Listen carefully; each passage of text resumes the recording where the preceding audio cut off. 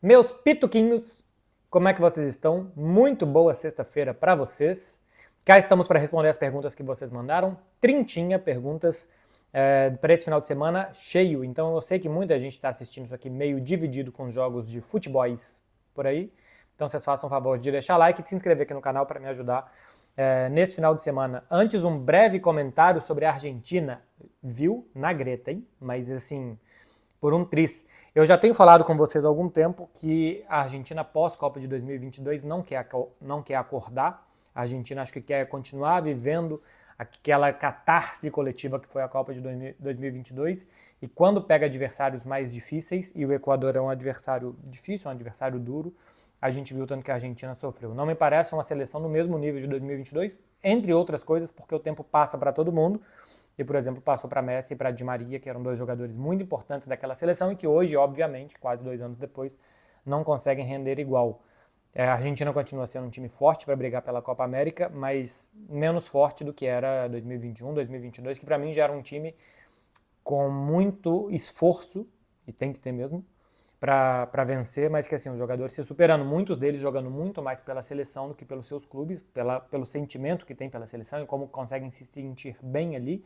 Eu acho que isso aconteceu muito pós-Copa América de 2021, mas em nível de jogo eu vejo uma queda boa da Argentina. Vou falar sobre isso, acho que tem perguntas sobre Copa América, Brasil, Uruguai, pênalti do Messi, vou falar sobre tudo isso, era só para abrir com um comentário do mais quente, que foi o jogo de ontem. Começando a responder, vou olhar para o lado simplesmente porque o tablet está aqui hoje, tá? Está aqui do lado. Começando a responder as perguntas aqui, Júlio Caixeta. Por que a tal regra 1-1 não chega nunca? Parece que tudo demora mais que o normal no Barcelona. Meu amiguinho, Júlio Caixeta. A regra não chega nunca porque não aconteceu nada, né? Cá entre nós, o Barcelona não fez nenhuma operação financeira que melhore para ele a situação de fair play, para ele ter a regra 1-1 por enquanto. O contrato lá com a Libero, né, do Barça Studios e tal, esse dinheiro não entrou. Inclusive aqui na Espanha tem uma certa desconfiança que o Barcelona contou que teriam essas operações, que já é o segundo ano consecutivo que não rola, para prometer algo para o Fair Play que ele não iria cumprir, e se essas operações acontecessem, ótimo, mas que elas não estavam tão certas assim que aconteceriam. Não sei se isso é só uma teoria da conspiração, é só uma teoria, ou se de fato o Barcelona fez isso, mas o certo é que para esta temporada seguinte, para o Barcelona ter esse acordo que nas últimas temporadas não se cumpriu, vão ter que mostrar o dinheiro, não só a intenção de uma empresa pagar esse dinheiro pelo Barça Studios, né? Não teve uma operação dessa, não teve ainda a operação com a Nike, que vai melhorar muito o seu contrato com o Barcelona, não teve uma grande venda de jogador, então realmente não tem nada que melhore a situação do Barcelona para que ele consiga chegar na regra do 1-1. E é por isso, tá, gente, que o mercado está parado. O Barcelona ainda não pode oferecer para nenhum jogador, para nenhum clube nada, porque ele não sabe se vai poder inscrever, se vai poder comprar, esse tipo de coisa. Então, primeiro tem que ser feito esse trabalho meio que de bastidores, assim, de conseguir o dinheiro para a regra da 1-1, o que parece que o Barcelona tem boas condições de conseguir, para depois, a partir do momento que tem a regra do 1-1, conseguir as receitas, para depois da receita você ter a despesa, né? Então, depois que conseguir a regra do 1-1, conseguir, por exemplo, vender algum jogador para poder comprar outro. Por isso que está tudo meio parado, o mercado não dá trégua, já está aberto há quase uma semana o mercado de transferências, e pode ser que alguns jogadores não queiram esperar pelo Barcelona, e queiram fechar logo o acordo se chegarem outras propostas e tal, então é perigoso para o Barça que isso vá se alargando. Fernando Braulio, underline. Por que a mídia fica comparando, criando comparações? Para com isso, deixa os meninos jogarem. E aí mandou aqui um emoji de uma pomba branca da paz. Paz! Para vocês também. E para você também, Fernando Braulio. Cara, a mídia cria comparações porque esse é o trabalho de quem analisa, né? Toda análise tem que ser feita com uma base de comparação. Então, para a gente comparar o Endrick e o Lamine Yamal, a gente tem que ter uma base. O Lamine Yamal está jogando na Europa. O Messinho, agora o Estevão, ex-Messinho, está jogando no Palmeiras. Então vai comparar entre eles, vai comparar quando o Vinícius e o Rodrigo tinham essa idade, aí vai comparar. Tem comparações que têm mais sentido, outras têm menos sentido, que têm mais contexto, que têm mais elementos para serem comparados. Mas o trabalho da mídia, de todo mundo que analisa, é comparar. Né? Senão a gente só vai falar assim, pô, o jogador está jogando bem. Está jogando bem comparado a quê? A quem? Né? Comparado a mim, se eu for jogar bola com os meus amigos, sei lá, o Rodrigo está jogando melhor do que eu jogaria com os meus amigos, o Vinícius está jogando pior. Está jogando melhor do que comparado com ele próprio, do que com outro jogador. Então, a base de toda e qualquer análise é comparar. Gerar algum parâmetro e comparar com esse parâmetro para saber se está acima ou abaixo dele, cara. Infelizmente, as comparações vão continuar existindo. Não tem como você assistir futebol sem comparar com o outro para saber quem está jogando melhor. RC Celistre. O Baldé tem características para se tornar o novo Davis nas mãos do Hans Flick? Cara, ele tem algumas características de Alphonso Davies, que é muita velocidade, perna esquerda muito afiada para levar para a linha de fundo, para fazer jogadas por ali. Normalmente tem que deixar o corredor livre para ele, né, para não congestionar com outros jogadores. Eu só não sei se vai ser correto, e realmente não sei, tá? Vamos acompanhar no desenvolvimento da temporada, a gente comparar, olha aí a comparação, mas eu não sei, por isso que a comparação vale, porque eu não sei se vai ser correto a gente comparar tudo do Barcelona com o Bayern de Munique do Hans Flick, porque talvez ele queira fazer outra coisa. Pode ser que ele chegue aqui no Barça e que ele queira colocar características de posições e de funções dos jogadores iguais às do Bayern de Munique. Aí a gente sim vai ter como base de comparação aquele Bayern. Pô, você não tem um jogador como Alphonso Davies, então o Baldé vai fazer isso. Você não tem um jogador como o Thiago Alcântara, então o Gundogan vai fazer aquilo. Sim, você pode criar isso, ou ele pode querer fazer um novo time, que você não precisa ter um lateral com as mesmas características, um meio-campista com as mesmas características, porque você vai querer fazer outra coisa. Aí a comparação perde o sentido. Então, ele tem sim algumas coisas de Alphonso Davies, de velocidade, de corredor pelo lado esquerdo. Claro que fisicamente ele é mais magrinho do que Alphonso Davies, mas aqui a gente não está comparando o físico, a estética do jogador, mas sim a função que ele pode fazer. E acho que ele pode fazer funções parecidas. Para isso, fica ainda mais importante ter um ponta direito destro, né? Um jogador que vai puxar, um ponta esquerda destro, perdão. Um jogador que vai puxar o jogo para o meio para deixar o lado do campo para o Baldé. Vamos ver se o Baldé vai voltar bem da lesão ou não. A temporada passada, antes mesmo, bom, antes, é lógico, porque depois ele não jogou mais, mas ele não estava jogando bem. Essa temporada vamos ver se ele volta a jogar no nível de 2022, 2023. Fernando Doca. Qual estádio do Brasil você sonha / tem vontade de conhecer? Maracanã. Assim, eu tenho vontade de conhecer muitos, né? Tenho vontade de conhecer Beira-Rio, Arena do Grêmio, Arena da Baixada, sei lá, o estádio do Palmeiras. Embora o estádio do Palmeiras menos, eu já falei com vocês, né, que esteticamente é um estádio que eu não gosto, acho feia a grama, o jogo que acontece ali me parece feio porque a grama é muito feia. Não digo que ela é ruim, ela é feia. Mas o Maracanã é um dos estádios mais icônicos, se não o mais icônico do futebol mundial e que eu não conheço. E que é claro que conhecer o Maracanã hoje e como ele era há 30, 40 anos não é a mesma coisa, né, das arquibancadas de madeira, o tamanho que ele mostrava ter e que hoje, depois das reformas, não tem. É uma pena, mas ainda assim tenho muita vontade. É o estádio que hoje eu tenho mais vontade de conhecer na minha vida, é o Maracanã. Eu conheço poucos estádios Brasil afora. Conheço muitos em Minas, mais ainda em São Paulo. Pelos 4 anos que eu trabalhei em São Paulo, eu rodei muito interior fazendo Campeonato Paulista, Copinha e tal. E fora isso, eu conheço o Newton Santos, fui fazer um Flamengo-Vasco, última rodada do Brasileiro de 2011. Conheço o Castelão, Fortaleza, que eu fui fazer Copa das Confederações de 2013, acompanhei a Espanha. E conheço a Fonte Nova, que eu fui um dia com Clara. Então, conheço 3 estádios fora... Bom, por exemplo, eu fui no Presidente Vargas, em Fortaleza também, porque a seleção italiana estava treinando lá. Mas não era jogo, né? Então, para mim, na minha continha de estádios, por exemplo, não conta. Então, conheço 3 estádios só, fora de Minas e São Paulo. Felipe Crispim, 04. Gabigol pode render no Palmeiras? Pode. Eu respondi uma pergunta na semana passada ou retrasada sobre a possibilidade do Gabriel no Cruzeiro. E que eu era contra pelo extracampo do Gabriel, pelo jogador muito... que assim, dá muita notícia fora de campo, pelo extracampo mesmo do Gabigol. E porque eu acho que o Cruzeiro está num momento, e acho que essa é a principal diferença, o Cruzeiro está num momento que ele precisa fazer time. E o Gabigol, é uma cereja do bolo. É muito caro, é um jogador diferente, especial e tal. Eu acho que esse é um jogador para um estágio que depois que você já tem tudo, que você precisa de uma cereja do bolo, um cara para jogos mais decisivos, um cara para chamar a torcida, um jogador franquia, esse tipo de coisa, pode ser ele. Embora a partir daqui você tem que avaliar se vale a pena ser ele ou não, né? Pelo extracampo e tal, embora a comemoração dele, o cara carismático que seja, chama a atenção da torcida, envolve a sua torcida, os torcedores jovens, tudo isso é muito importante. O Palmeiras está num estágio que ele precisa desse cara. né? Assim, foi o Endrick por um período muito curto de tempo, pode ser o Estevão por um período muito curto de tempo, e o Gabriel, como um jogador que já não tem tanto mercado assim fora do Brasil, especialmente de alto nível, que possa seduzir o jogador esportivamente, outra coisa é que ele seja seduzido financeiramente, mas o dinheiro que ele ganha no Brasil hoje me parece o suficiente para que ele queira ficar.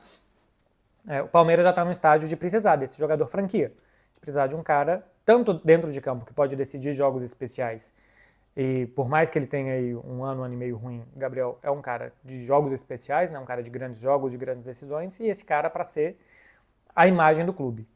Então acho que sim, é um perfil que o Palmeiras eu acho que precisa, um jogador diferente para grandes jogos e um jogador carismático para chamar mídia, torcida, esse tipo de coisa. O perfil o Palmeiras precisa. E se ele conseguir recuperar o jogador tecnicamente, coisa que há algum tempo ele não consegue mostrar, também pode ser uma boa. Então, acho que sim. Seria muito mais uma boa para o Palmeiras do que para o Cruzeiro, por exemplo. Muito mais. O Cruzeiro precisa de muitas coisas. O Cruzeiro precisa se aproximar muito mais do Palmeiras em coletivo. E o Palmeiras não, está com o coletivo pronto. Outra coisa é que o Gabriel possa atrapalhar o equilíbrio que existe ali dentro, né? O que pode acontecer? Pela personalidade, pelo dinheiro que vai ganhar, tal, pode gerar uma série de desequilíbrios. Se isso não acontecer, o perfil acho que é uma boa sim. Janelson Johnson. Yamal hoje joga melhor que o Rodrigo? Não. Pega os números da temporada, os dois jogando no futebol espanhol, os números do Rodrigo são muito melhores que os números do Lamine Yamal. Jogador mais adaptável a muitas posições. É porque o potencial do Lamine Yamal é muito grande. E como é uma grande novidade, tem um hype ali em cima dele, que também é muito grande. Então, não me parece que é hoje melhor do que o Rodrigo. Quando o Rodrigo tinha 16, 17 anos, ele também aparecia como um grande jogador. Ele está mostrando que é, né? Afinal de contas, joga no Real Madrid, titular no final de Liga dos Campeões com o Real Madrid, várias temporadas já jogando, é uma peça importante do elenco. Acho que se o Lamine Yamal chegar ao nível do Rodrigo, já é excelente. Né? O Rodrigo hoje é um jogador de primeira linha de futebol mundial, vamos ver se o Lamine Yamal consegue chegar lá. Mas acho que o Lamine participou de 14 gols na temporada com o Barcelona e o Rodrigo, se eu não me engano, deixa eu ver se eu consigo pegar isso fácil aqui, se eu não me engano, ele participou de mais de 30 gols na temporada do Real Madrid. Vamos ver se eu consigo rapidamente achar isso por aqui. Mas eu acho que foram mais entre gols e assistências. Enquanto eu procuro aqui, vocês vão deixando like e se inscrevendo aqui no canal, porque isso aqui eu prometo que será rápido. Temporada do Real Madrid, 17 gols, 8 assistências. Participou de 25 gols, participou de... até achava que seria mais. Um número de jogos parecido. Ele participou de 51 jogos com o Real Madrid, 43 como titular. O Lamine Yamal, eu fiz outro dia um Fred Beckler Explicam, que eu trouxe os números dele, acho que foram 50 jogos participando, 30 como titular. Então a participação de jogos é parecida, embora titularidades não. E número de gols, acho que foram 7 para o Lamine no Barça, e o Rodrigo 17 gols e 8 assistências. Deixa eu ver o Lamine. A lupinha agora. Lamine. Conferir se é isso mesmo que eu falei. Vamos ver, estatísticas. 7 gols, 7 assistências. 50 jogos, 30 titular. É isso. Então, até achava que a temporada do Rodrigo em números teria sido melhor. Me deu a sensação de que tinha participado mais. Mas é isso. Pergunta do Sansão. Qual tratamento para queda de cabelo vale confiar? Meu amigo Sansão, eu indico para você, e vocês sabem muito bem, a Manual. Por quê? Porque é o primeiro tratamento, porque é um tratamento que é baseado na ciência, em primeiro lugar. A produção e a venda dos produtos da Manual é feita em farmácias que a Anvisa autoriza, meu povo. É tudo baseado realmente em métodos científicos e o tratamento é prescrito de forma individualizada por médicos que são especialistas. Além disso, você vai fazer tudo online, desde o questionário que você vai responder até o acompanhamento clínico sem custos adicionais depois para você tirar dúvida, de uma forma discreta, de uma forma fácil, além de receber os produtos numa embalagem também discreta na sua casa e com frete grátis. Vou passar uma coisa para vocês aqui, já que vocês gostam de estatísticas. Vocês sabiam que 75% dos homens que sofrem com calvície se sentem menos confiantes, com menos autoestima, e que a calvície não é coisa de velho, ela atinge 1 a cada 3 homens antes dos 30 anos.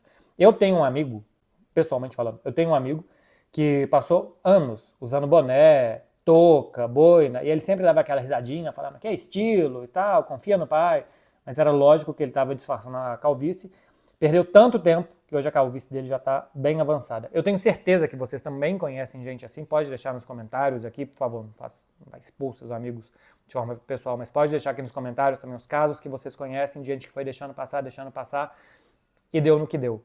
Se esse recado é para você, se você se sente representado pelo que eu estou falando, procura manual para você se sentir melhor, para você se sentir confiante, bem com você mesmo. Se você fizer o uso como indicado, certinho, em 4 meses os resultados já costumam começar a aparecer. A gente está em julho, ou seja, se você começar agora, você já pode passar o Réveillon se sentindo melhor.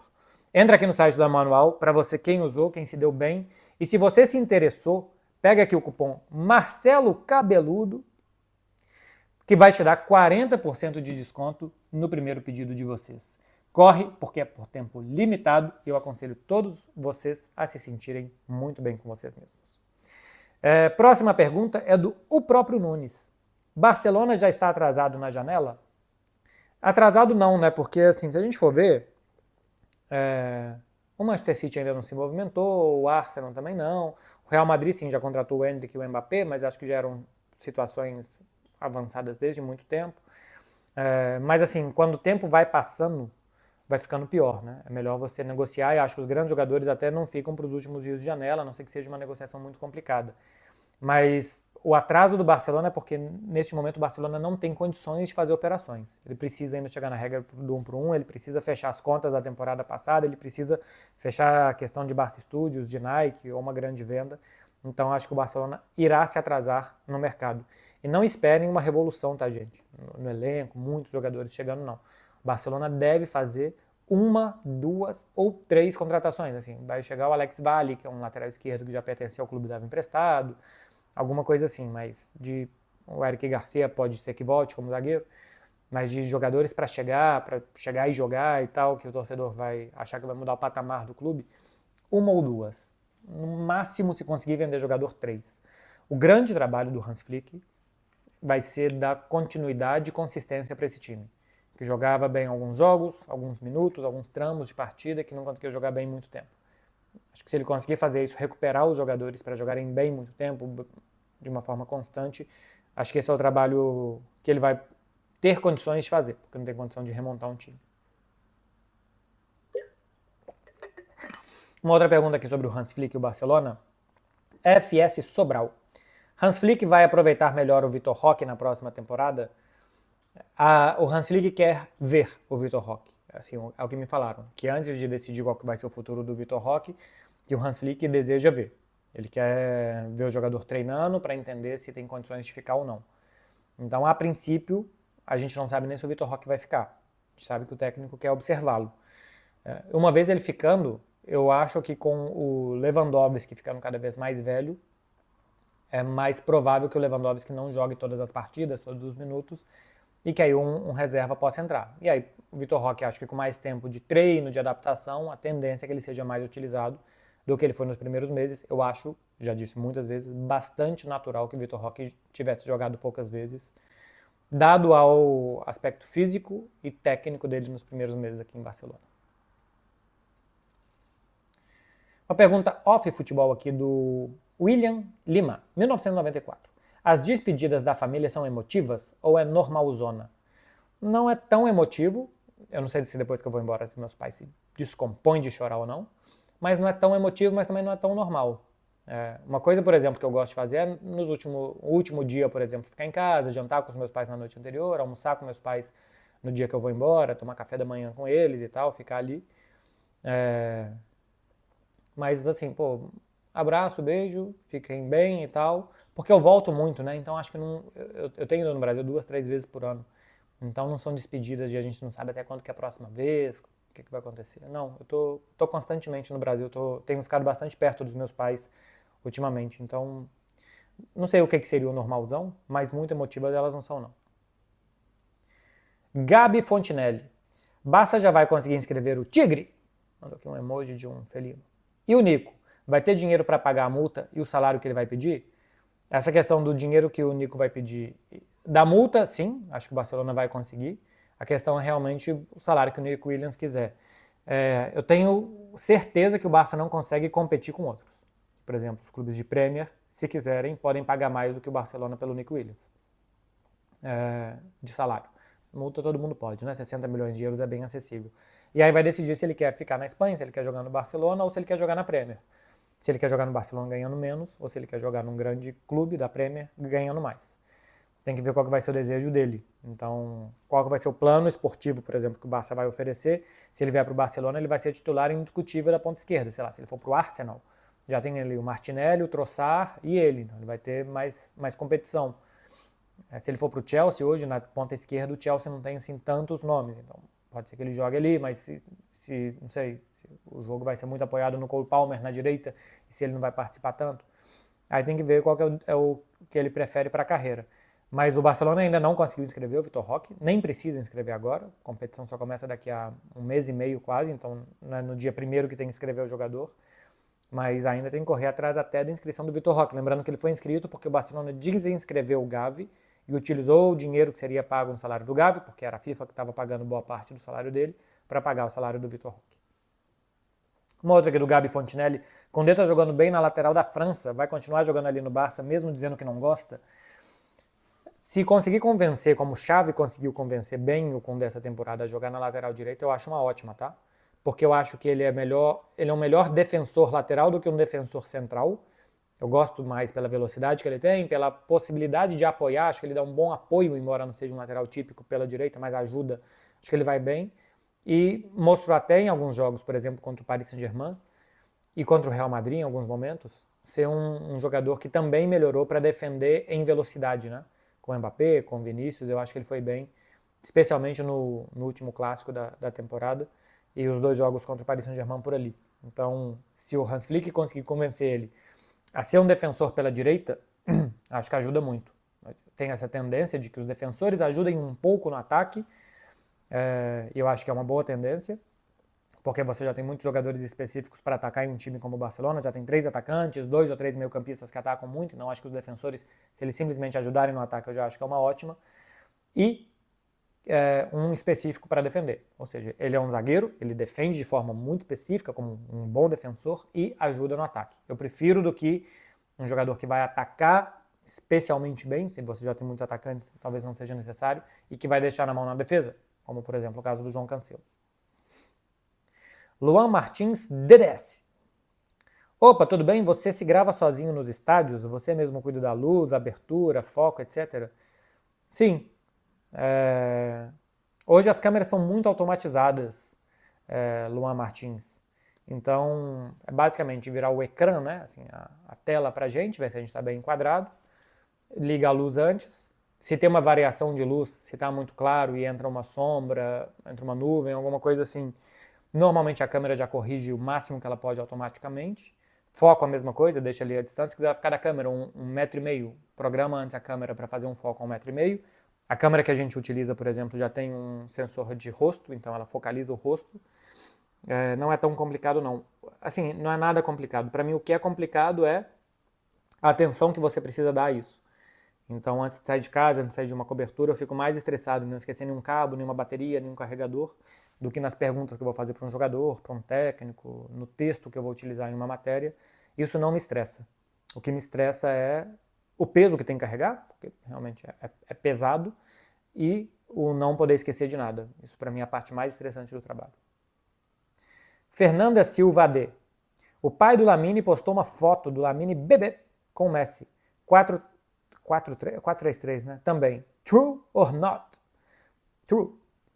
É verdade, Fernanda. Essa foto, eu estava lendo sobre ela hoje, é uma foto de um calendário solidário que o Diário Sport fez. O Lamine nasceu em 2007. 2007, né? Porque agora em 2024 vai fazer 17 anos. Então essa foto, acho que é do final de 2007, o Lamine muito bebezinho ali com 6 meses, é isso, ele nasceu em julho, então ele tinha quase 6 meses no final do ano.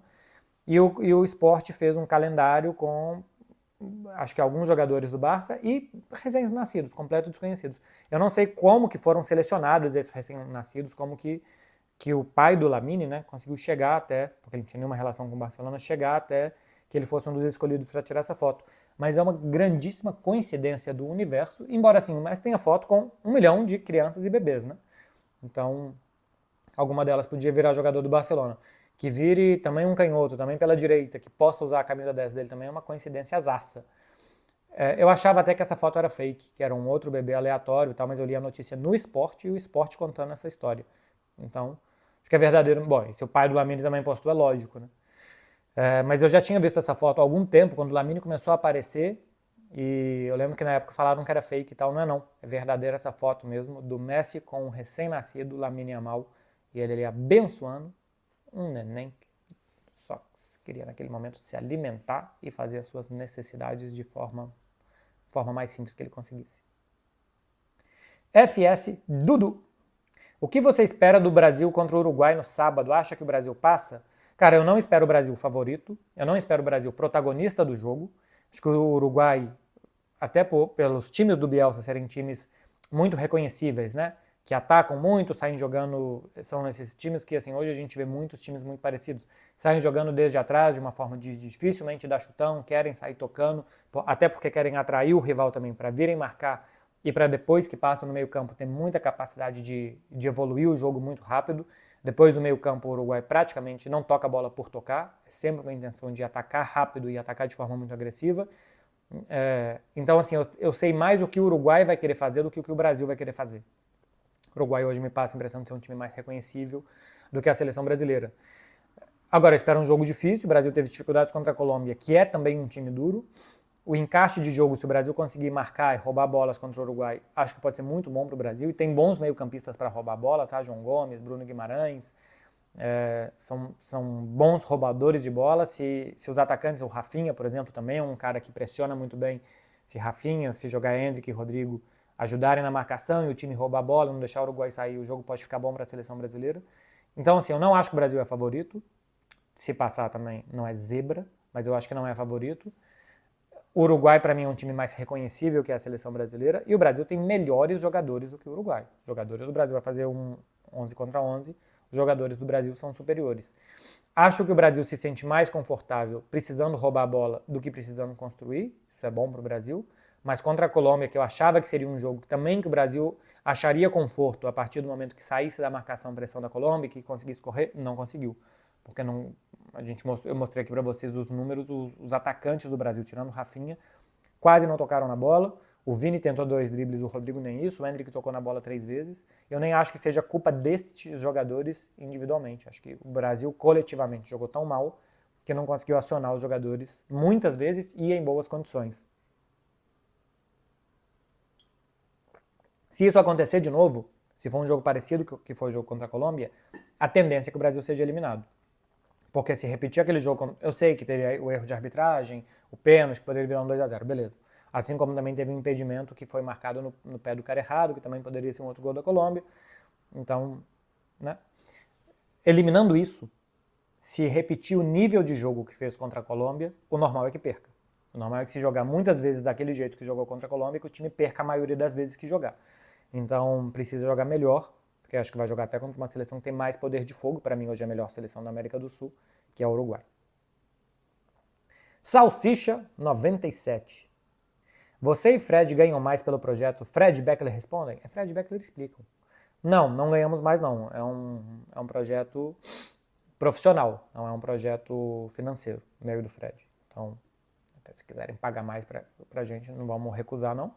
Mas não é um projeto feito para ganhar dinheiro, não. É um projeto feito para fazer um conteúdo de qualidade para vocês e tal. A gente acha que a gente pode levar conteúdo de qualidade e nem tudo na vida é dinheiro o tempo inteiro. Claro que ser recompensado pelo trabalho é muito bom, mas o reconhecimento que a gente tem não financeiro desse projeto também é muito bom, né? A repercussão que a gente ganha, o nome que a gente começa a construir. O conteúdo, agora foi no Brasil, muita gente falando que assistiu o programa com o Fred, porque as pessoas vinham conversar comigo agora no Brasil e eu comecei a questionar elas de onde que elas me conhecem. Me pararam na frente de uma livraria, na academia e tal. Te acompanho. Aí eu perguntava de onde. Aí tinha gente que falava que era aqui do canal, da Rádio Itatiaia. Teve um que falou, eu te vi no TikTok. Eu falei, caramba, nem posso no TikTok. Não era no seu. Era de alguém postando um vídeo lá do 8x2. Ah, beleza e tal. E muita gente falando que assiste, que me conhece por conta do Fred Beckler. Então, nem tudo na vida é dinheiro o tempo todo. Agora, se quiserem pagar mais, fiquem à vontade. Vou aceitar. Fadri Quebrito. A esperança da seleção reside em técnicos estrangeiros para a próxima Copa? Não sei se a próxima Copa você já quer dizer depois de 2026, né? Acho que até lá pode aparecer técnico no Brasil, desenvolvimento de algum deles e tal. Uma coisa pode acontecer. Agora, que a Copa América agora termine em 2024, que falte só 2 anos, e que aparentemente não tem técnico estrangeiro disponível querendo, os técnicos estrangeiros de topo de linha normalmente não querem treinar seleções. São os técnicos mais velhos, que já passaram algum momento, ou de outro perfil, que querem. Então, não é fácil trazer um estrangeiro. Um estrangeiro para um estrangeiro, qualquer um, para mim não vale. Acho que teria que ser um realmente muito bom. Só que também os técnicos brasileiros, a gente não tem grandes treinadores, né? Então, fica muito difícil mesmo achar um perfil de técnico para a seleção. A gente não tem grandes técnicos no Brasil. Eu já falei isso algumas vezes, eu acho que no Brasil a gente tem uma cultura de demitir técnico toda hora, que fez a gente criar uma geração de técnicos acostumados a ter que ganhar de qualquer jeito e jogam de qualquer jeito por conta disso. Então, normalmente são técnicos incompletos, sem muitas convicções, sem muita consistência. Então gera um problema para a seleção brasileira e até para os times brasileiros, né, que estão apostando em técnicos estrangeiros.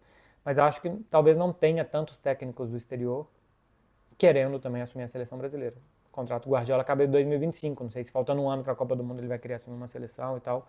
E se vai ser a seleção brasileira numa dessas, não sei. Adalberto Sober. Vini Júnior está entrando naquela, são todos contra mim? Me parece meio fora de foco. O que acha? Cara, talvez a gente esteja dimensionando uma resposta do Vini Júnior, né, que foi a resposta que ele deu para o Thiago Leifert, como se isso fosse um comportamento padrão dele o tempo inteiro. Não sei se é, não sei se não é. Se ele estiver pensando que são todos contra ele, acho que ele tá errado. E assim, eu estou falando de questões dentro de campo, né? A questão da luta dele antirracista, de que aqui na Espanha custam a entender essa questão e essa luta dele, ok, estamos do lado do Vinícius 100%, mas eu acho que é lógico que essa é uma luta e a outra coisa é como ele reage a comentários futebolísticos e críticas futebolísticas, né? São coisas totalmente diferentes e elas precisam ser diferentes, senão a gente não pode banalizar uma luta antirracista, que o Vinícius faz muito bem, com comentários dentro de campo. Então, se não acho que ele, não me parece, porque assim, é só um comentário que ele fez, que ele esteja confundindo essas duas coisas. Agora, eu não sei se ele está fora de foco, tá? O que eu acho sobre o Vinícius é que ele não se sente ainda à vontade na seleção brasileira, que ele não sente que ele consegue desempenhar na seleção igual no Real Madrid. Isso gera ansiedade.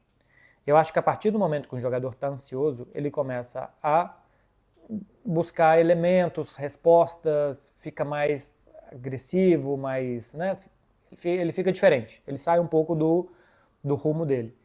Eu acho que é isso que está acontecendo com o Vinícius e com outros jogadores da seleção. Uma semana foi o Danilo batendo boca com o torcedor na arquibancada depois do empate com a Costa Rica. E eu já disse aqui também, eu acho que a mochila da seleção brasileira está tão pesada, tanto tempo sem conquistas, sem Copa do Mundo, sem conquistas não, né? Porque conquista, o Brasil ganhou uma Copa América em 2019. Mas tanto tempo sem Copa do Mundo, a última eliminação para a Croácia, que era um time só mediano, perdeu uma Copa América no Brasil para a seleção da Argentina, não ter se classificado para essa Olimpíada, enfim, é muita coisa que junta dentro da camisa da seleção que os jogadores que ali estão se sentem muito pressionados. E a partir do momento que um jogador como o Vinícius, eu acho que se sente pressionado, que ele não consegue desempenhar como ele queria, vai gerando uma frustração, uma ansiedade, que ele comete erros, né? Assim, de cabeça quente, sem paz, é muito normal que a gente cometa erros no geral. E eu acho que é o que ele fez nessa resposta que ele deu para o Thiago Leifert, que muita gente considera o Thiago Leifert um pachequista e tal, né? Não sei o quê. Ou seja, é um cara que, se o Vinícius falou ali que é um cara que quer jogar ele contra a seleção brasileira, o povo brasileiro contra ele, tá errado pelo perfil do Thiago Leifert. E eu nem acho que Pacheco seja uma palavra correta, mas o Thiago Leifert é um grandíssimo torcedor da seleção brasileira, enaltece os jogadores do Brasil. Então acho que o Vinícius errou o alvo, né? Tirou para dentro do quartel. E acho que é fruto dessa ansiedade. É fruto da frustração, da ansiedade que ele está sentindo, que faz com que que saiam coisas menos racionais dali. Eu acho que é assim que eu leio o que fez o Vinícius Júnior, dando essa resposta para o Thiago, a mesma coisa do Danilo com os torcedores na arquibancada, pelo peso e ansiedade que está gerando, não conseguir desempenhar como queria pela seleção. Rafael, _ G2. Por que os jogadores europeus não falam muito de Deus como os brasileiros? Abraços, MB. Pô, é uma baita pergunta, Rafael. Pô, vale quase que um Fred Beckler explicam, porque, bom, vale um MFM, vale que qualquer pessoa fale mais, eu acho que é um debate legal, assim, meio off, campo, bola, 4-3-3, essas coisas. Eu acho que Deus, a religião, faz parte mais da nossa sociedade brasileira do que da europeia. Assim eu vejo, pelo menos. As pessoas que eu convivo aqui, na Europa, elas não são de falar de Deus, de ir à missa, de ter imagens de Deus dentro da sua casa. Eu, por exemplo, aluguei aqui sempre apartamentos já mobiliados. Já morei em 4 apartamentos diferentes aqui em Barcelona. Num apartamento mobiliado que eu estava, tinha qualquer sinal religioso. Um santinho na geladeira, um crucifixo, nada. E eu nem sei se os proprietários que ali estavam antes, se os donos, se os antigos moradores, eram religiosos ou não. Para não falar, eu morei em um que eu acho que tinha alguma coisa muçulmana, porque o antigo morador era do Marrocos, alguma coisa assim. Eu acho que ele processava a fé islâmica. Mas cristão eu nunca vi nada. E na casa dos meus amigos também não. E na casa das pessoas que eu já fui na casa que são daqui também não. E eu nunca vi numa roda de conversa com jornalistas no CT do Barça, alguma coisa, alguém falando de Deus. Porque faz mais parte da nossa cultura, da nossa sociedade. Vai com Deus, se Deus quiser. Quando você espirra, em Minas Gerais a gente fala Deus te crie. Algumas coisas assim. Então faz mais parte da nossa cultura ser religiosos, que a fé tem seja uma parte muito importante da nossa vida, do que eu acho, pelo menos aqui, as pessoas que eu convivo são assim. E eu acho que, claro, que isso reflete também na hora dos jogadores, né? Eu acho que os jogadores brasileiros normalmente vêm muito de uma cultura bem brasileira, de que a fé ajuda eles a chegar onde está e tal. Eu não estou criticando, tá? Eu estou só contando. E realmente acho que ajuda. Acho que você ter fé nos momentos de dificuldade, você acreditar e você... aquela força de vontade que a fé te faz ter, eu acho que é muito importante para muita gente, inclusive para os jogadores de futebol do Brasil, e que aqui eles não têm. Simplesmente uma coisa cultural. Acho que a religião faz menos parte da sociedade aqui do que faz parte da sociedade no Brasil. Mas a pergunta é muito boa. Péricles Marcelino Tovella. O que você acha da vergonhosa punição de apenas um jogo para o Felipe Melo depois das atitudes dele? Naquele jogo contra o Atlético Goianiense, né? Que ele empurra o profissional da assessoria de imprensa, acho, do Atlético Goianiense. Vou espirrar. Ah, vou. Amém. Liguei ar-condicionado. Então tá circulando menos ar aqui. E se bobear, vou espirrar de novo, porque você sabe, dificilmente vem um espirro só. Enfim, acho que não. Acho que posso continuar. Realmente acho, assim, o profissional de imprensa do Atlético Goianiense pegou 15 dias. Se a gente for pegar 15 dias no futebol brasileiro, te tira de 3 ou 4 jogos, né? E o Felipe Melo pegou só um. Não sei se o cara da assessoria do Atlético Goianiense disse algo pro banco de reservas do Fluminense, falou alguma coisa muito séria, mas o outro foi lá e deu uma porrada no cara pelas costas, né? Não sei se o que ele disse é mais grave do que o Felipe Melo fez. Acho que o que o Felipe Melo fez é mais grave. E é realmente uma punição vergonhosa. Porque ele já tinha antes deixado o pé no cara do... Bom, o Felipe Melo tem uma coleção de bizarrices dentro de campo, né? De atitudes pouco esportivas, pouco profissionais. Tem outras várias que são também, mas cá entre nós é obrigação de um jogador ter atitudes profissionais. Então, não é a primeira, e acho que não vai ser a última vez, embora seja um cara já em final de carreira, que tem atitudes completamente inexplicáveis e vergonhosas. E a punição também quase que incentiva ao cara perder a cabeça quando ele quiser. Perder a cabeça, agredir alguém pelas costas, que além de tudo é covarde, né? É pequeno para um atleta, que tem que prezar pelos valores do esporte. Então, o STJD, né, gente? Não dá para esperar nada de um órgão que tem total descrédito, que basicamente só serve para tomar atitudes com muito valor, porque no final das contas elas precisam ser levadas a sério, elas precisam ser cumpridas, mas com pouquíssima credibilidade. E eu teria vergonha de dizer que trabalho, que sou um auditor do STJD, porque cá entre nós, quem toma esse tipo de decisão tinha que se envergonhar tanto quanto Felipe Melo. Henri Geronasso. MB, você acha que o Rafinha poderia jogar de meia pela seleção? Adoro o seu trabalho. Ele jogou algumas vezes no Barcelona, mas aqui a gente tem que ver o que você pretende quando coloca o Rafinha de meia. Se você pretende que ele vá armar o jogo, girar a bola de um lado para o outro, tocar de primeira, receber entre linhas e a partir dali, não.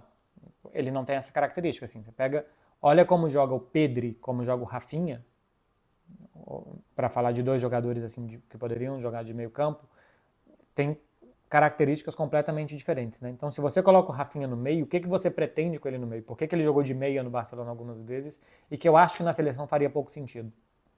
Barça às vezes joga contra adversários que vêm buscar ele na defesa e para isso ele precisa lançar bolas.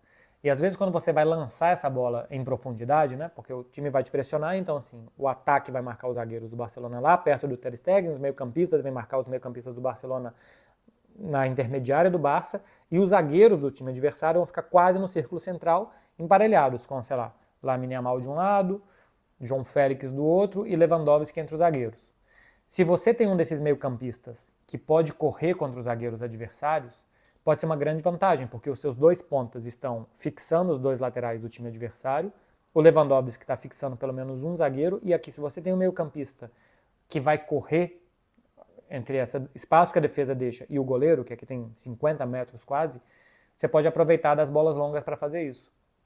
E deixando seus atacantes para fixar os adversários. Num jogo como esse, você ter mais um meio-campista atrás, Pedri, por exemplo, como eu disse, pode te ajudar a sair tocando, então você vai atrair o adversário para cá, vai sair jogando e vai gerar uma situação de lançamento para os seus atacantes, porque você vai ter um meio-campista hábil para fazer isso. Isso o Rafinha não vai fazer, não é a dele fazer isso. O Rafinha, quando domina de costas, a bola fica um pouco mais longa, ele precisa de mais espaço e tal. Agora, se o Rafinha vai ser o cara a ser lançado, você pode ter uma vantagem. E por que eu acho que isso não vale para a seleção?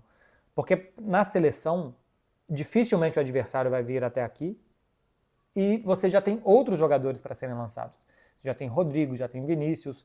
Se você jogar com Rafinha como meia, porque você vai jogar com outro ponta, né? Então você já vai ter Savinho, você vai ter 3 ou 4 caras para ser lançados, coisa que o Barcelona não tem. O Barcelona só tinha praticamente o Lamine para receber em velocidade na frente e tal. E é um cara que, pelo físico, ele nem é tanto de receber na frente assim, né? O Lamine é muito mais de receber no pé do que de receber um lançamento em alta velocidade. Podem reparar aí, o Lamine, quando é lançado em alta velocidade, normalmente ele para encarar num contra um. Porque ele ainda é muito jovem, né? Ele ainda não tem a explosão que um adulto tem. O corpo dele não tem aquela musculatura, aquela potência. Olhem o que era o Nico Williams com 16 anos. Essa semana o Musiala deu uma declaração dizendo que quando ele tinha 16 ele não conseguia nem treinar com os profissionais. Então, basicamente o Barcelona não, quando atraiu o adversário até aqui, que o adversário vinha todo, o Barcelona não tinha quem lançar lá na frente. E para isso serviu o Rafinha como meio. E para isso eu acho que não serve na seleção, porque já tem outros jogadores para lançar. Se for o caso, até o Rafinha, né? Aberto de um lado, o Vini do outro, o Rodrigo por dentro. Então, na seleção não acredito que valeria, porque o que serve o Rafinha jogando como meia é atrair o adversário para o seu campo, para a hora que você for sair jogando, lançar essa bola. E o Brasil já tem outros jogadores para que essa bola seja lançada para eles. Então, não tem necessidade de aproveitar o Rafinha como meia para isso, coisa que o Barcelona não tinha. Gabri Paz. E agora, José? Como o Barcelona segura o Real agora? Jogar igual a Costa Rica? Gabri Paz. Uma altura dessa do campeonato? Cara, se tem uma coisa que a gente fala do Barcelona é que o estilo é inegociável. Quando o Barcelona ganhou do Real Madrid 1-0 jogando no Santiago Bernabéu com uma porrada de desfalque, né? Cara, não tinha 4 ou 5 jogadores titulares, entre eles Lewandowski e Dembélé, e o Barcelona não quis jogar atrás. O Real Madrid empurrou o Barcelona para trás, ele teve que se defender de qualquer jeito para ganhar de 1-0. No outro dia, o time voltou para Barcelona, depois de ter vencido o Real Madrid no Santiago Bernabéu com meio time de desfalques, e foi criticado, porque jogou na defesa. Então não é uma opção no Barcelona jogar assim. Como é que vai segurar o Real Madrid? Jogando no ataque, não deixando o Real Madrid ter a bola. Se o Real Madrid não tem a bola, o Mbappé não tem a bola, o Vinícius não tem a bola. E tentar se defender e atacar com a bola no pé. Então, o plano do Barcelona, por mais que exista um evidente desnível técnico nesse momento entre as duas equipes, isso existe, porque existe um desnível econômico e via dinheiro você contrata nível técnico, Por mais que exista, o plano do Barcelona não vai mudar. É atacar, é jogar como protagonista, é ter a bola no pé, é tentar vencer usando as suas armas, né? O que você está falando aqui é um anti-barcelonismo. O Barcelona em nenhum momento pensa em mudar isso, porque o Real Madrid tem mais dinheiro. Vitor Honório 7. Você acha que o Barcelona entraria na briga pelo Paquetá? Abraço. E aí mandou um aperto de mão. Então você deveria ter falado aperto de mão. Não, cara, o Paquetá tá para ser seriamente punido ou até banido do futebol, como tem muita gente dizendo. Então duvido muito que qualquer clube do futebol europeu vai arriscar contratar ele, sendo que esse jogador pode ficar indisponível daqui a pouco. Eu até vi o Vitor Sérgio Rodrigues falando sobre isso. Pelo número de recursos que você pode fazer e o tanto que esses recursos demorariam a ser julgados, se o Flamengo, por exemplo, que está querendo contratar o Paquetá, segundo o Cauê Mota, né, da Globo, se conseguir contratar, ainda vai poder utilizá-lo por muito tempo, até sair a última decisão e tal, que de fato tiraria ele de campo, caso ele seja punido. Mas é um risco que eu tenho certeza que acredito que nenhum clube europeu vai querer correr de contratar o jogador, fazer um investimento. Se você tem um Paquetá, você deixa de ter outro, porque você já tem um Paquetá, então você gera um espaço no seu time para ele, que depois esse espaço, sabe lá como que você vai preencher, para um jogador que a qualquer momento pode ficar indisponível para sempre. E aí o investimento que você fez. Então, para o Flamengo talvez valha, porque enquanto estiver ali, enquanto estiver disponível, pode ajudar muito.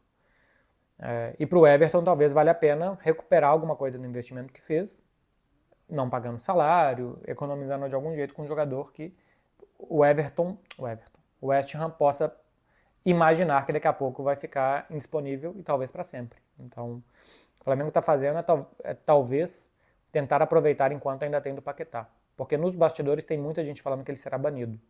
Eu não tenho nenhuma informação, tá? Nos bastidores tem muita gente falando, cara, se realmente tivesse sido isso que ele fez, que ele está sendo acusado, ele vai ser banido. A punição vai ser a mais pesada possível. Então, estão comentando isso nos bastidores, assim, as pessoas do meio estão comentando isso. Duvido muito que alguém vá aqui, e até pela imagem que o clube também possa passar, né? De estar investindo em um jogador que daqui a pouco pode estar banido por ter manipulado resultados, participado de manipulação de resultados, como pode ser que o Paquetá tenha participado. Everton Silas. Fala, MB. E os jogadores estrangeiros que comemoram com vamos? Normal? Cara, é uma coisa muito espanhol, o vamos. Inclusive aqui com o Rafa Nadal, porque no tênis toda hora era ele olhando pro técnico dele falando vamos. Aqui é muito normal que se use na Espanha. Com o Rafa Nadal tinha um tanto de coisa quando ele jogava que era vamos, Rafa, vamos, Rafa, vamos, Rafa. Na transmissão de tênis também se fala toda hora. Então, para os jogadores da Espanha é muito normal falar. Agora, eu vejo os ingleses falando come on, que é vamos em inglês, né? Outro dia, acho que o Bellingham ou o Harry Kane, quando faz o gol, solta um come on para a tela. E eu já vi francês falando allez-y! Quando o Paris Saint-Germain ganhou do Barça, a gente já estava na zona de entrevistas ali. E a gente vê os jogadores passando pelo turno de vestiários e todos eles dizem allez-y, allez-y, que é vamos em francês. Então, o vamos eu acho que é muito para espanhóis e portugueses. E em times, eu acho que o Bellingham, quando comemora no Real Madrid, ele já sabe soltar um vamos. Mas nas seleções, a gente vê eles falando na língua deles mesmo. Vitor Honório 7. Eu acho que eu já li pergunta sua, Vitor Honório. Já? Você está falando do Barcelona na briga pelo Paquetá. Está ansioso pela janela de transferências e se aguarda algo surpreendente do Barça? Já respondi essa, né? Anteriormente, quando eu falei do Barcelona aqui. Não esperem muita coisa do Barça. Uma ou duas contratações, o Nico Williams é o principal alvo, e o segundo principal alvo do Barcelona é um perfil de meio-campista físico. O Barcelona quer um meio-campista físico, que possa fazer muitos quilômetros, disputar jogadas divididas e tal, um cara mais forte fisicamente, até porque com Gundogan, Pedri, Fermín Lopes, que são jogadores mais avançados e com menos potência física, acho que especialmente Pedri e Gundogan, Fermín ainda tem mais eletricidade, o Barcelona sente falta nesse momento um perfil desse jogador. Aí pode ser Zubimendi, pode ser o Ederson, pode ser o Onaná do Everton, aí pode ser o Mikel Merino, pode ser um tanto, mas o perfil é um jogador físico para o meio campo. São as duas contratações que o Barcelona hoje acredita que poderá fazer Se sair aí o acordo do Barça Studios, o novo acordo com a Nike, se vender algum jogador. Lucchesi.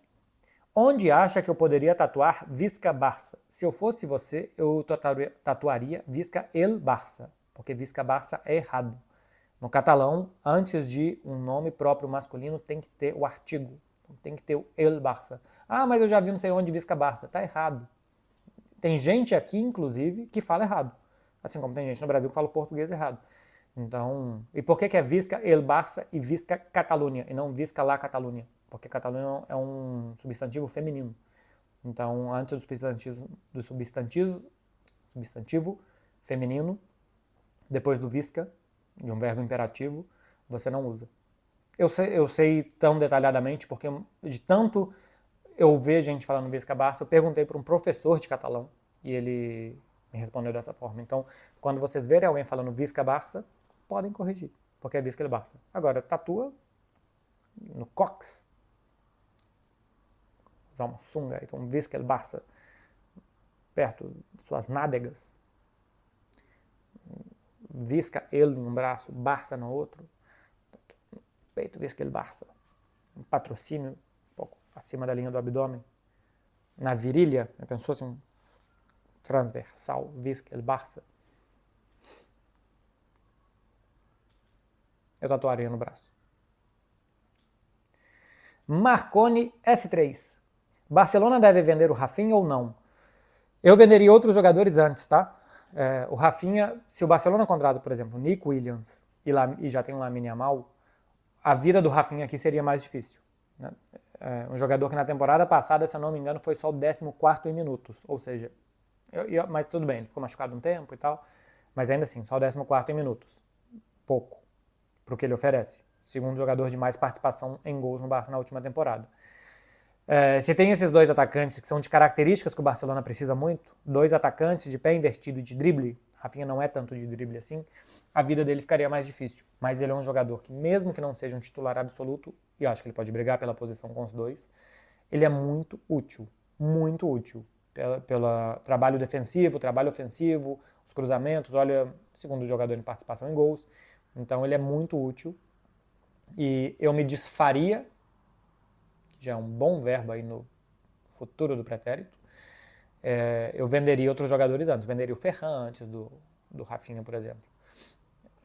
Acho que é mais fácil vender o Frenkie de Jong e dentro do elenco você já ter meio-campistas do que achar um outro atacante. Então, eu venderia pelo menos Ferran e Frenkie de Jong antes do Rafinha. Pelo que o Barcelona pode conseguir nesses dois jogadores, a economia do salário do Frenkie de Jong, e acho que, como eu disse aqui durante a temporada, é um muito bom jogador, mas que não se nota tanto o impacto dele dentro do time. Quando o Frenkie de Jong está ou não está, dificilmente o Barcelona perde ou ganha por conta dele. Talvez com o Hans Flick jogue melhor, mas eu acho que ele tem pouco impacto no jogo do Barça. E o Rafinha, cara, a gente tá falando do Lamine Yamal, que é um excelente, é uma bomba, que agora vai fazer 17 anos, mas esse garoto vai oscilar. É muito bom que ele tenha um bom reserva, um bom jogador para competir com ele por posição, um bom jogador para fazer com que ele fique ligado, e não que ele vire o dono soberano sem uma sombra com 16, 17 anos de idade. Pode se machucar e tal. Então, Rafinha, para mim, é um jogador muito útil para o Barcelona até. Negociaria outros jogadores antes dele. Mendes Davi 1201. Prefere Pedri jogando atrás do Leva, já colocou aqui um lá ele, e Gundo na base da jogada ou vice-versa, no esquema do Hans Flick. Eu prefiro o Gundogan mais perto do atacante, tá? Acho que o Gundogan tem mais instinto de gol do que o Pedri. Acho que o Pedri tem muito instinto ainda de armar. E chega uma hora da área que, cara, tem que chutar, tem que dar um passe mais difícil. Acho que o Pedri tende a olhar mais pro lado, para trás na hora de montar jogadas. Então, eu prefiro o Pedri sair jogando, até pela questão física, acho que ele tem mais mobilidade do que o Gundogan para percorrer mais distância, para fazer deslocamentos maiores, e às vezes precisa disso numa ajuda defensiva. E o Gundogan mais perto da área, acho que ele encontra passes mais difíceis, finaliza, entra... Bom, acho que o Pedri também entra bastante na área, mas gosto mais do Gundogan perto do atacante do que o Pedri. Acho que aqui agora... tem mais uma de futebol e depois, para finalizar, 3 mais nada a ver. Pô, eu apaguei uma. Poxa vida, é porque eu mandei no grupo. Não tá aqui. Um menino perguntou assim, quais os lanches de esquina, acho que é tipo esses sanduíches de trailer e tal, né? Lanche, acho que só fala em São Paulo, de resto a gente fala sanduíche. Você sente falta do Brasil e vice-versa. E vice-versa é muito bom. É tipo, quais lanches que sentem falta de mim no Brasil? Sei lá, eu sinto falta de cachorro-quente, por exemplo. Aqui os cachorro-quente é pão e salsicha. Pô, no Brasil a gente faz uma mistureba que eu gosto muito. Inclusive com diferenças culturais absurdas, né? Do purê de batata em São Paulo, ovo de codorna no Rio. Em Minas a gente é mais da batata palha e milho mesmo, queijo ralado. Mas aqui eu sinto falta, assim. Até tem algum lugar aqui em Barcelona que tem cachorro quente e tal, mas eu já comi uma vez, eu tava doidaralhaço. Eu nem lembro se é bom ou não. Mas eu sinto falta. É o lanche de esquina que eu sinto falta. Agora, quais lanches de esquina que sentem falta de mim? Aí eu já não sei. Aí tem que perguntar pros lanches de esquina.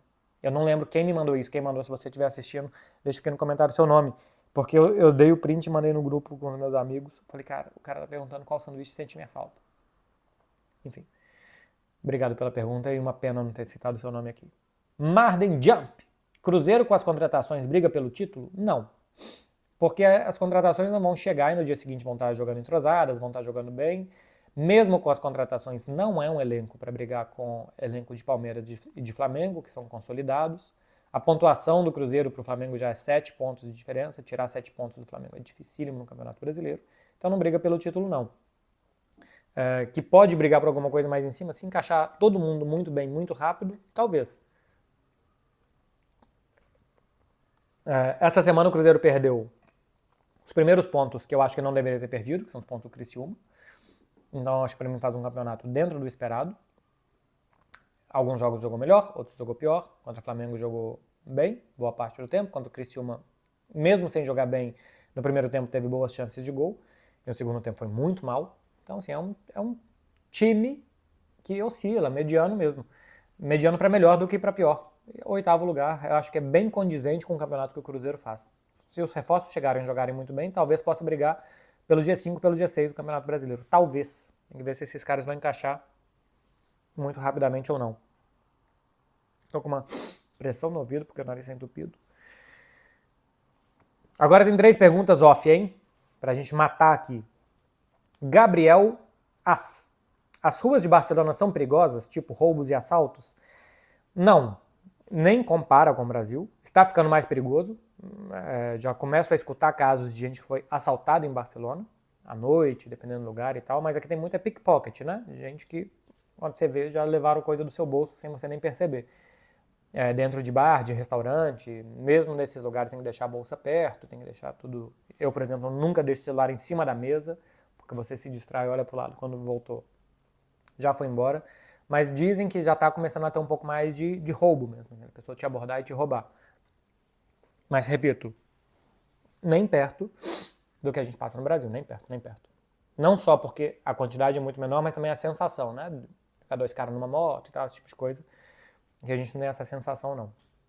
Mas está piorando, assim. Não só em Barcelona, nem em toda a Europa, no geral. A gente está convivendo com mais violência urbana ultimamente. Le CRF 7. Quando eu era pequeno, o que queria ser? Cara, desde os 12 anos eu tenho convencido que eu quero ser jornalista esportivo. Antes disso eu queria ser jogador de futebol, queria ser técnico, trabalhar com educação física para ser treinador e tal. Mas desde muito cedo eu já decidi que eu queria que a minha forma de trabalhar com futebol era o jornalismo. Então, com 12 anos eu já tinha isso muito claro. E para finalizar, César Wender. Fala, MB. Seria muito feio a moça me buscar, entre parênteses, com o carro dela, para o primeiro encontro. César Wender, meu amiguinho. Muito feio é não ter encontro. Né? Então, teve encontro, a partir daí nada é feio mais. E, cara, assim, a sua visão disso daqui é errada, de que o homem tem que dominar, o homem tem que ter carro, o homem que tem que levar e tal. Pô, não tem absolutamente nada a ver. Se a menina está interessada em você, você não vai ser menos homem, menos importante, diminuído, uma figura decorativa, porque você não tem um carro e ela tem. Aproveita, deixa ela te buscar, acaricie ela enquanto ela dirige, com respeito. Com respeito. Você não vai fazer a moça perder a concentração e nem fazer obscenidades enquanto ela está dirigindo. Quero dizer, faça um cafuné nela. e corre pro abraço, meu amigão. Corre pro abraço, vai se divertir. Tem nada. Eu tenho certeza que a sua pergunta aqui é se sentir diminuído porque ela dirige, ela tem carro e talvez você não. Então, para com isso, vai ser feliz. Assim como todos vocês vão ser felizes esse final de semana, aceitem um convite para sair, deixam a sua gatinha dirigir, se assim for o desejo dela e tiver a capacidade de ter um carro e vocês não. E depois, vocês me falam se o final de semana valeu ou não ter pegado essa carona com destino à felicidade. Beijo pra vocês, gente. Bom final de semana. 1 hora, hein? Batemos 1 hora de vídeo. Se você chegou até aqui, muito obrigado. Se você chegou aqui e não deu like ainda, pô, imagino que você gostou. Então, dá um like aqui. Valeu, gente. Eu volto numa próxima edição. Não sei se eu vou fazer vídeo dos jogos da Euro, se eu faço só na segunda-feira o Café com Beckler, se eu faço vídeo depois do Jogo do Brasil. Não faço ideia do que eu vou fazer esse final de semana. Então se inscreve aqui pra não perder, porque eu não sei a agenda do canal não. Beijo, gente. Tchau. Aproveitem o final de semana. Deixem a menina dirigir se a coisa dela for dirigir.